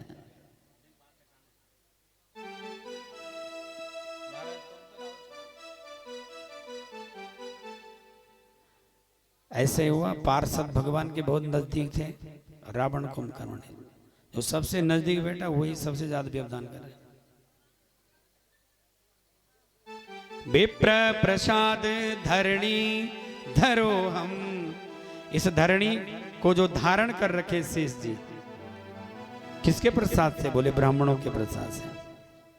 विप्र प्रसाद कमला वरो हम, विप्र के प्रसाद से ही कमला ने मुझे वर किया, लक्ष्मी ने मुझे अपना मालिक बनाया, मुझे अपनी माला पहनाई। विप्र प्रसाद अजितो जितो हम, ब्राह्मणों के प्रसाद से ही मुझे कोई रण में जीत नहीं सकता, मैं जहां भी जाता हूं विजय हो जाता हूं। और विप्र प्रसाद बैकुंठ धाम, प्रसाद की बहुत बड़ी महिमा बताई है। यही प्रसाद, उसी प्रसाद के फलस्वरूप मैं इस बैकुंठ का स्वामी हूं। बैकुंठ कहते हैं विकुंठा स्मात् स बैकुंठ, जहां किसी भी प्रकार की कुंठा न हो, लेस मात्र भी दुख न हो, वो है बैकुंठ। ये प्रसाद की महिमा है। प्रसाद मिल जाए ना, उसे इधर उधर नहीं बिखेरो, खा जाओ। बहुत सारे लोगों को प्रसाद सिर पर मिलता है और वो पड़ा हुआ है ऐसा ही, रख दिया ऐसे। कितने लोगों पर पड़ा है सिलपल का प्रसाद, सुपल का? बताओ क्या करते हो जब उसको ले जाते हो?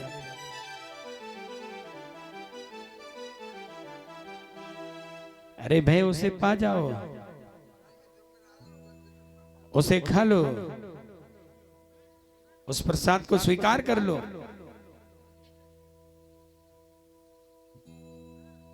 तो यहां जब दुर्वासा जी को भगवान विष्णु ने अपनी प्रसादी में माला दी, और वही माला दुर्वासा जी को जब इंद्र मिले, तो इंद्र ने प्रणाम किया दुर्वासा जी को। दुर्वासा जी ने आशीर्वाद में वो माला दे दी। इंद्र ने वो माला ली और गले में नहीं पहनी, गले में नहीं पहनी वो माला, अपने हाथी के सूंड पे डाल दी, हाथी के माथे में डाल दी।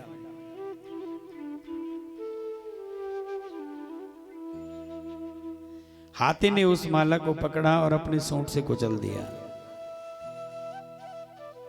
ये दृश्य दुर्वासा जी ने देखा। दुर्वासा ने कहा अरे बड़ी गजब की बात है।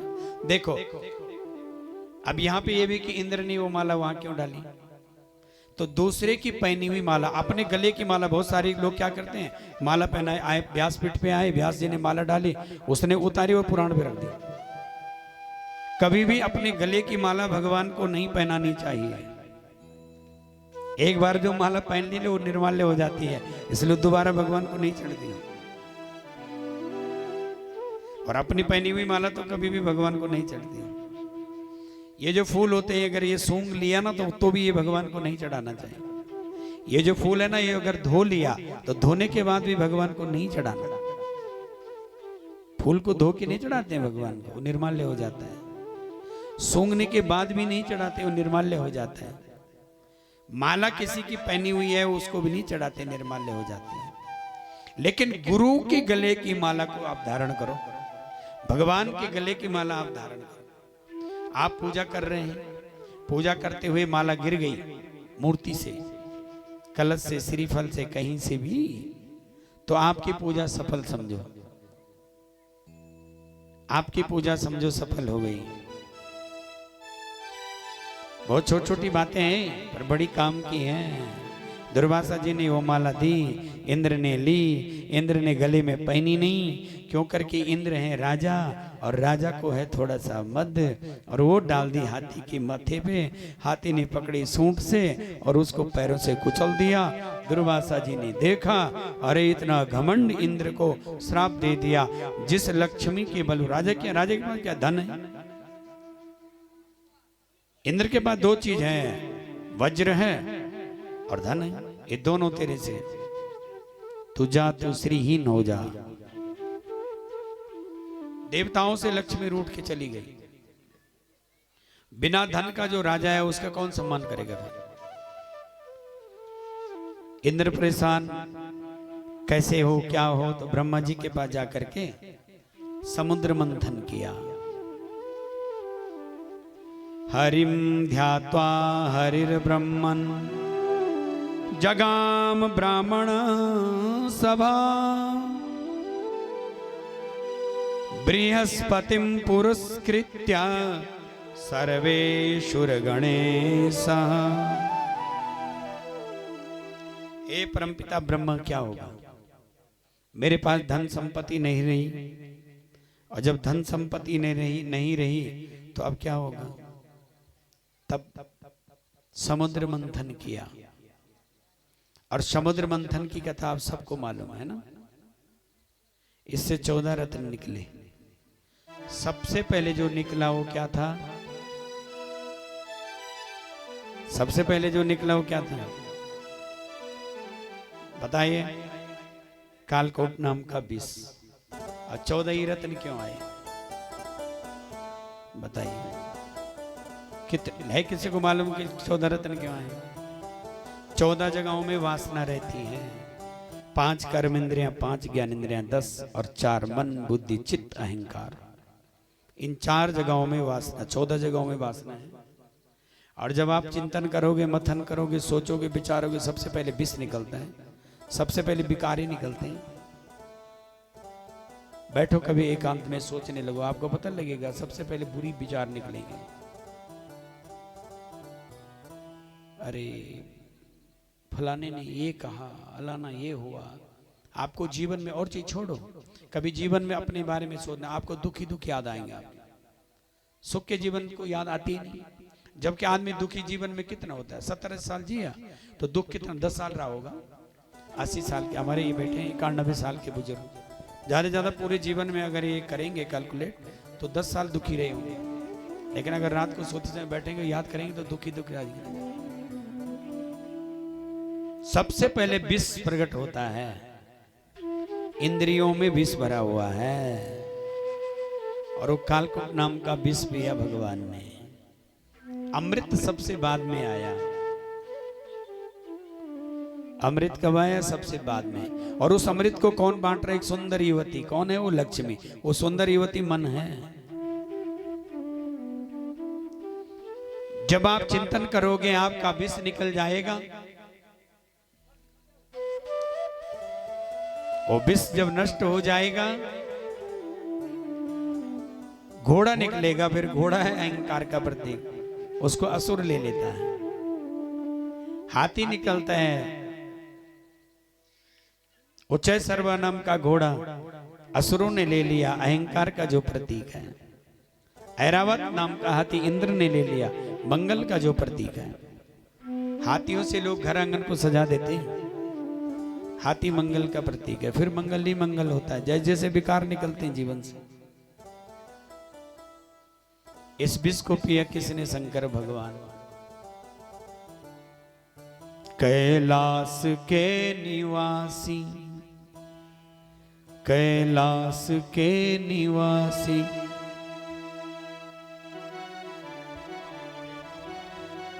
नमो बार बार हो, आयो शरण तिहारी बाबा, तार तार तो।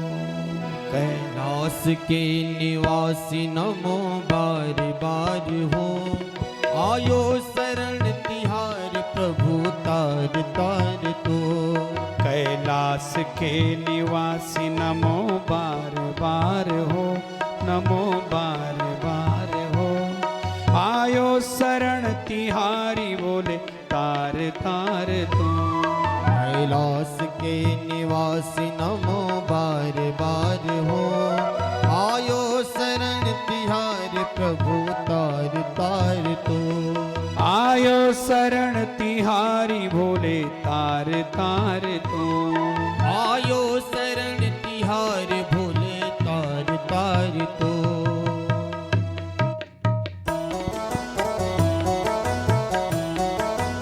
जब विष निकला तो सब परेशान हो गए और सब चले गए भोलेनाथ के पास।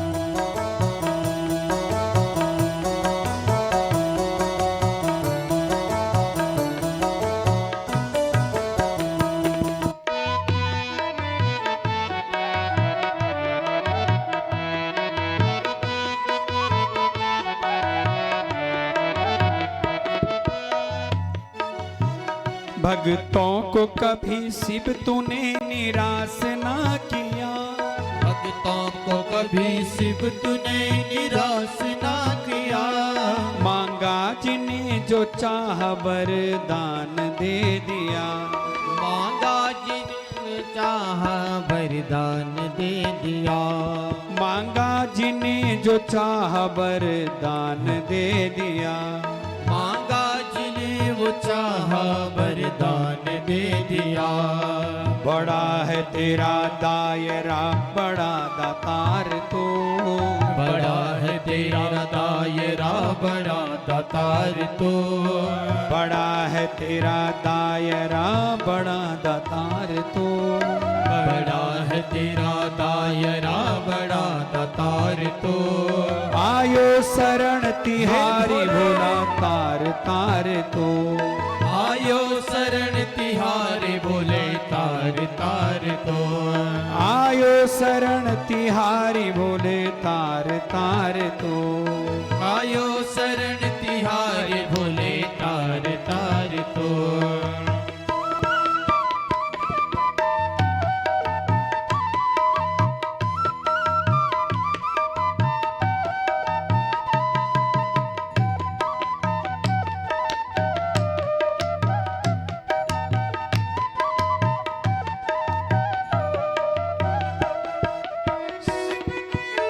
देवता गए और अब शंकर को मनाने लगे, क्योंकि विष को पचाने की पावर केवल शिव में है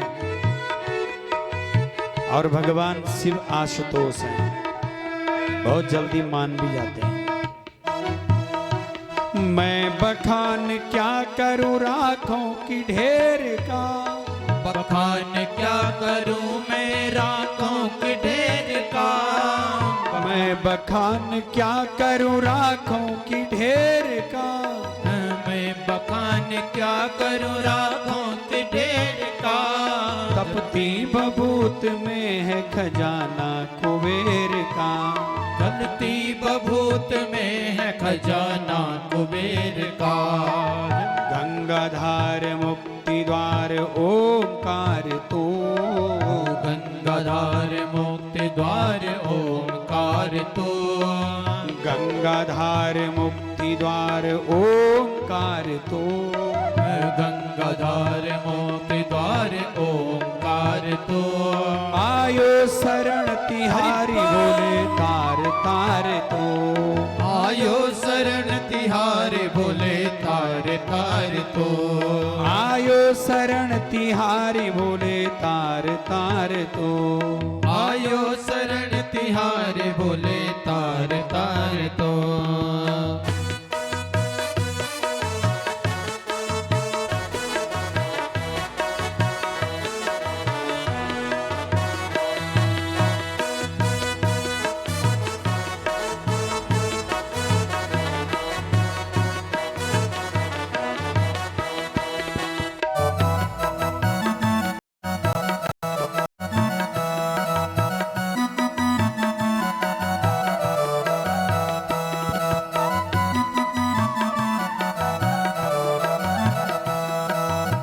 तेरी कृपा बिने हिले न एक अणु।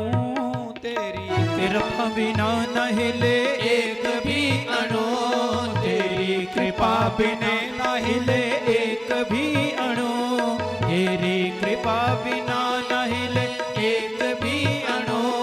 लेते हैं श्वास तेरी दया से तनु तनु।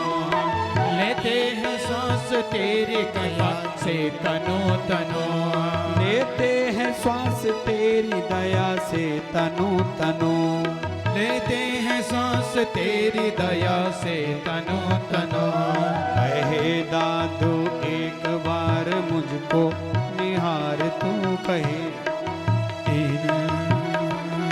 मुझको निहार तो मुझको शरण तिहारे बोले तार तार तो। आयो शरण तिहारी बोले तार तार तो। आयो शरण तिहारे बोले तार तार तो। आयो शरण तिहारे बोले तार तार तो।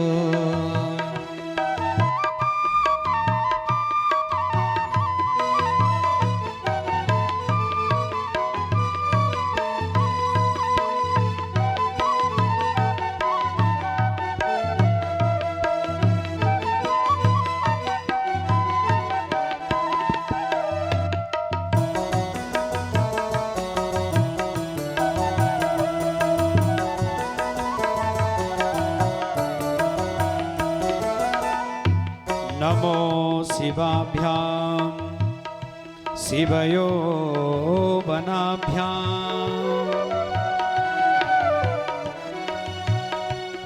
परस्पर श्लिष्ट बपोधराभ्यां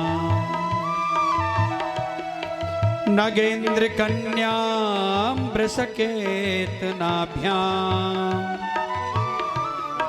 नमो नमः शंकर पार्वतीभ्यां नमो शिवाभ्यां कलिनाशनाभ्यां कंकाल कल्याण बपोधराभ्यां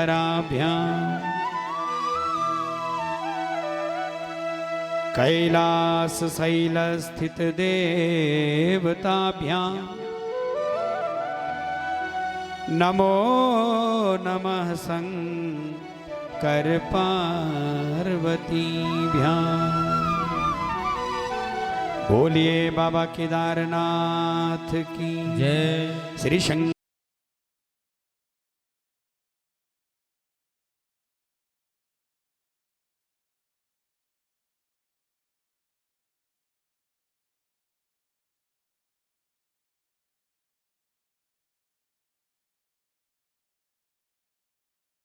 अमृत सबसे लास्ट में जब मंथन करोगे, विचार करोगे, तो अंत में अमृत निकलेगा। अंत में आएगी मोक्ष की बात, ज्ञान की बात, कल्याण की बात। और उस अमृत को पिलाने वाली कौन है? एक सुंदर लक्ष्मी। वो सुंदर लक्ष्मी कौन है?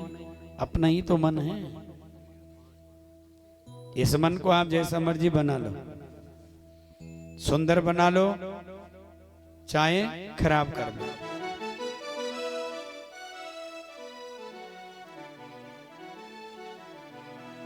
जिन लोगों का मन बस में है उनका कल्याण, और मन अगर इधर उधर डगमगा रहा है,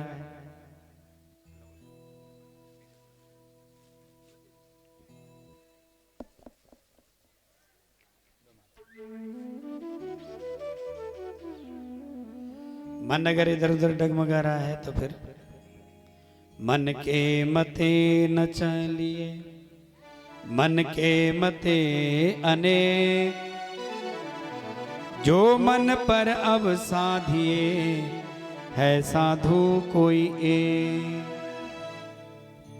ये मन बड़ा खतरनाक है, इसको कंट्रोल करने की आदत डाल दो। हे राजन, इंद्र ने दुख पाया क्यों? कर्मों के आधार पर। कर्म क्या किए? अभिमान आ गया।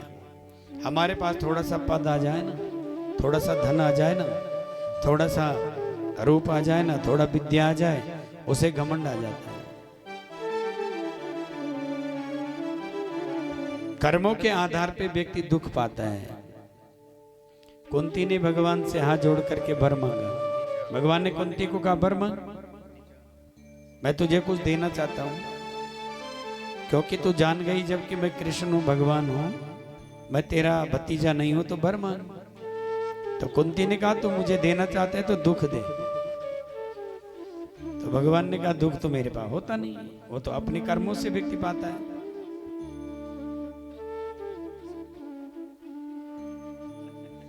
बोला, वो भी, अब वो तो अपने कर्मों से दुख पाता है। सुखस्य दुखस्य न कोपि दाता। सुख और दुख तो अपने कर्मों से पा रहा है व्यक्ति। भगवान को कोई जिद थोड़ी नहीं है हमसे कि किसी को सुखी बना दे और किसी को दुखी बना दे। बताओ, भगवान को कोई जलन है हमसे क्या? कोई संसार में दुखी हो, कोई सुखी है, तो क्या भगवान ने बनाया? क्या भगवान को किसी से ईर्ष्या? कोई माँ बाप अपने बच्चों से कोई दुख ईर्ष्या रखते हैं क्या? कोई माता पिता चाहते हैं कि मेरा बेटा दुखी रहे? तो उसके भी तो हम बच्चे हैं, हमारे कर्म तो हैं। तो एक कथा सुनाई। हे राजन, एक महात्मा है, उस महात्मा के पास जो भी जाता है ना, वो एक ही कथा सुनाता है। ध्यान से सुनना। वो कहता है कि दो दोस्त थे। एक महात्मा की सुना रहा कथा। वो कहते हैं, दो दोस्त थे, एक बड़े घर का, एक गरीब घर का, दोनों स्कूल में एक साथ दाखिला हुआ। किसी सरकारी स्कूल में गए होंगे, क्योंकि आज के स्कूल तो भेदभाव उत्पन्न करते हैं। आज की जो शिक्षा प्रणाली है वो तो भेदभाव रखते हैं, बड़ों को एडमिशन छोटों को नहीं मिलेगा। तो उस जमाने में दोनों का एक ही स्कूल में दाखिला हो गया। एक बड़े घर का था, एक गरीब घर का था। पढ़ाई हुई, पढ़ाई पूरी की। जब पढ़ाई पूरी हुई तो जो छोटे घर का था वो रोने लग गया। उसने कहा, दोस्त तो बड़े घर का है, मुझे भूल जाएगा। क्यों भूलूंगा? नहीं भूलूंगा, तू मेरा यार है, दोस्त है। बोला, नहीं नहीं, ऐसे उदाहरण अनेक। द्रुपद राजा जो है द्रोणाचार्य को भूल गया, पहचानता ही नहीं। स्कूल में पढ़े तो इस बड़े ने कहा कि कृष्ण तो सुदामा को नहीं भूला ना।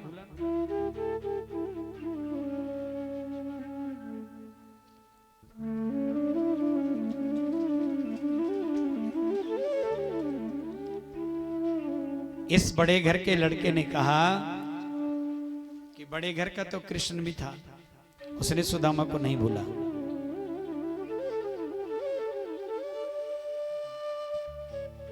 ऐसे ही मैं तुझे नहीं भूलूंगा, इसलिए चल दोनों एक साथ व्यापार करेंगे। और दोनों चले गए कहां? वर्तमान में जो जगह है मुंबई शहर में चले गए। और वहां जाकर के इन्होंने रुई का व्यापार किया। और रुई का व्यापार इतना अच्छा चला कि इन्होंने टोटल जो धन कमाया, एक दिन समुद्र के किनारे गए और उसको आधा आधा भागों में बांटा। दोनों की शादी हो गई, व्यापार करते हैं, परिवार कहीं और है। परिवार कहाँ है? वर्तमान में जो जगह लाहौर में है, यानी पाकिस्तान में। भारत का हिस्सा है पाकिस्तान। पंजाब डिस्ट्रिक्ट पंजाब का हिस्सा है। एक पंजाब जो राज्य था ना, राज्य, इस राज्य का हिस्सा है लाहौर। उस लाहौर में उनका घर था। मुंबई में उन्होंने नौकरी की। नौकरी क्या की? रुई का व्यापार किया। उससे जो पैसा कमाया, एक दिन समुद्र के किनारे गए, आधा आधा बांटा। कहा, दोस्त अब हम बराबर के हो गए, अब कोई गरीब अमीर नहीं रहा। और धन बांट करके जब जाने लगे तो जो गरीब था ना, उसके मन में बेईमाना आ गया। उसने उसको समुद्र में डुबो करके मार दिया, सेठ को हत्या कर दी और समुद्र में ही फेंक दिया। घर आया, उन पैसों में से थोड़ा सा रुपए पैसा उसकी घरवाली को दे दिया। कहा, भाई साहब तो समुद्र में डूब गए हैं और ये मेरी इंसानियत के नाते आप थोड़ा बहुत खर्चा रख लो। और अपने आप पूरा पैसा लेकर के बहुत बड़ा महल बना लिया, भव्य महल। सेठ जी हो गया। कल तक जो गरीब था वो आज सेठ हो गया। और अब लोग उसको सेठ के नाम से जानने लगे। और ऐसा सेठ बना कि दानी सेठ बना। ये रोज दान करता है। इसने बड़े बड़े स्कूल बना दिए, बड़े बड़े पौधाशाले लगवा दिए, इस हॉस्पिटल खुलवा दिए, वृद्धाश्रम बनवा दिए, खूब मालो माल। इसलिए किसी के धन, जो धनवान है और दानवान कर रहा, उसकी कमाई नेकी की है, इस पे जल्दी भरोसा मत कर लेना, जल्दी भरोसा मत कर लेना। अब इसका बड़ा नाम हो गया चारों तरफ। उम्र हो गई 65 साल, अभी तक घर में बच्चा नहीं हुआ। अब लोग भगवान को दे रहे हैं गाली। लोग कह रहे हैं भगवान कितना निर्दयी है, ये भगवान भी दुष्ट है। लोग क्या नहीं बोल देते भगवान को। इसको संतान नहीं दे रहा, और जिनके घर में कुछ नहीं उनको संतान हो ही जा रहे। और जब इसकी उम्र 65 साल की हुई तब घर में एक बच्चा हुआ। और जब वो बच्चा हुआ तो लोगों ने बड़े धूमधाम से सेठ जी के बच्चे का उत्सव मनाया कि हमारे सेठ जी, क्योंकि सबको दान देता है, काम देता है, बड़ा नाम है, बड़े लोग हो गए। ये बच्चा धीरे धीरे बड़ा हुआ और 5 साल का हो गया। जैसे 5वां वर्ष लगा ये बीमार हो गया। और बीमार हुआ तो इसको नजदीकी अस्पताल ले गए, बुखार ठीक नहीं हुआ। बीमार भी क्या, ही बुखार हुआ बस। तो पहले इसको प्रथम जो सामुदायिक केंद्र है, स्वास्थ्य केंद्र, उसमें ले गए, ठीक नहीं हुआ। फिर डिस्ट्रिक्ट में ले गए, ठीक नहीं हुआ, फिर राज्य में ले गए, ठीक नहीं हुआ, फिर देश के बड़े अस्पताल अपोलो में ले गए, वहां ठीक नहीं हुआ, पीजीआई ले गए, ठीक नहीं हुआ, खूब रुपए लगने लग गए, बच्चा बीमारी है, पूरे भारत में दिखाए, बच्चा ठीक नहीं हुआ, अंततः गत्व किसी ने कहा कि अमेरिका में ले जाओ तो शायद ठीक हो जाए, और अमेरिका ले गए, सारा पैसा जो था वो सब लग गया, बच्चा ठीक नहीं हुआ। जब बच्चा ठीक नहीं हुआ तो डॉक्टरों ने मना कर दिया, ये अमेरिका से भारत आया, भारत सब कुछ बिक चुका था, ये फुटपाथ पे रहने लग गया। फुटपाथ पे जब रहता है तो रो रहा है और भगवान को गाली दे रहा है, ऐसे होता है दुखी व्यक्ति, उसको अपना नहीं याद रहता है। भगवान को कह रहा, मैंने तेरा क्या बिगाड़ा, मैंने तेरा क्या खाया, तूने मेरे साथ ऐसा क्यों किया, बुढ़ापे में संतान हुई थी, मेरा धन भी गया, संतान भी गई। तो ये बच्चा एकाएक रात को हंस पड़ा, और जब हंसा तो ये तो अचंभित हो गए ना कि ये हंस क्यों रहा है। तो उसने कहा, है दोस्त, पहचाना मुझे, मैं वही हूं जो रुई का व्यापारी तेरे साथ था, तूने मुझे मार के समुद्र में डाला, मैं तेरा पुत्र बनकर के आया हूं, और मैं अपना पूरा हिसाब करके चला जा रहा हूं। 2 रुपए तेरे पे शेष रहते हैं और वो तेरे पास बचे हुए हैं, मेरा कफन कल कर देना। और उसने प्राण त्याग दिया। और दूसरे दिन उस सुबह उठा, उसने उस 2 रुपयों से उसका कफन किया, उसका अंतिम संस्कार किया, और वो जाकर के लाहौर में बैठ गया, और जो भी उसके पास जाता है उसको यही कथा सुनाता है, और अंत में कहता है कि वो दूसरा कोई और नहीं, मैं ही हूं, जिसका वो मित्र था, वो जिसका वो बेटा हुआ। तो हे राजन, इंद्र ने अपनी कर्मों के फल स्वरूप दुख भोगा है, यद्यपि भगवान ने तो उसे इंद्रत्व की प्राप्ति करवा दी है, वो तो इंद्र है, उसका अमृत भी है, लक्ष्मी भी है, सुख भी है, वैभव भी है, लेकिन कर्म ऐसे गुरु का अपमान करे, इसलिए अहंकार कभी जीवन में नहीं होना चाहिए। बोले कृष्ण चंद्र भगवान की जय। राजा जन्मेजय ने कहा कि उस देवी का क्या हुआ जो छाया से, जो अग्नि ने छाया बना करके दी थी, तो द्रुपद राजा के यहाँ वो द्रौपदी नाम से प्रकट हो गई, और महाराज 5 पति पाए। तो बोला 5 क्यों पाए? इसने शंकर जी को प्रसन्न किया, तप किया, और शंकर जी से इसने वर मांग लिया 5 बार, पति पति पति पति पति। भगवान ने कहा तथास्तु, और इसके 5 पति हो गए। बोलिए भुवनेश्वरी मैया की जय, भुवनेश्वरी मैया की जय। तो इसी चर्चा के साथ आज की ये चर्चा विराम लेती है। आज 8 दिन भगवती की कथा के पूर्ण हुए। कल पूर्णावती दिवस। कथा कभी समाप्त तो नहीं होती है, कथा विराम लेती है। तो देवी के चरित्र तो अनन्य हैं, अनंत हैं। 8 दिन तक आप लोगों ने भगवती के इस चरित्र का आनंद लिया, श्रवण लाभ प्राप्त किया। सभी ध्यानियों ने भगवती की पूजा लगाई।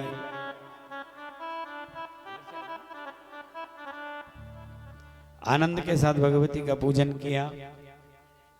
हमारे इस कथा में हमारे एक बहुत ही प्रिय और एक नए सुख रूप में यहाँ पे पधारे हैं श्रीमान श्री हिमांशु भट्ट जी। हिमांशु भट्ट जी बहुत सुंदर कथा करते हैं भगवान की।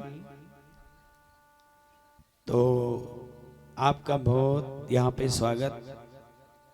और अगर यहीं पे हैं तो सारी ध्यानियों के आशीर्वाद स्वरूप 2 वचन भी आप आशीर्वाद के दें। और इस कथा में देवी शक्ति स्वरूपा है। और हमारे उत्तरकाशी जनपद की शक्ति स्वरूपा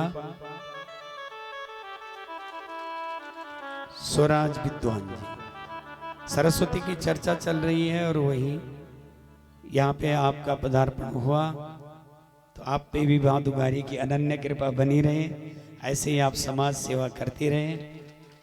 और इन्हीं शब्दों के साथ